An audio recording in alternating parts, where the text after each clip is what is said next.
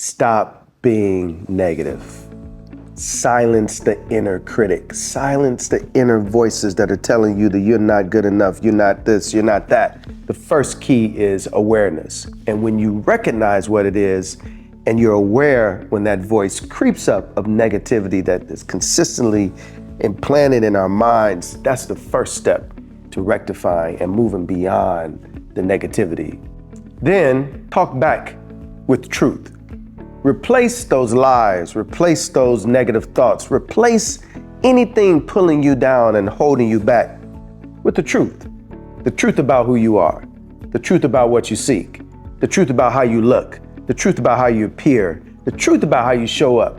And lastly, show me your friends and I'll show you your future. I know you've heard me say this before, but surround yourself with people who are building you up, people who are pouring into you positive thoughts, positive energy, and helping you propel forward.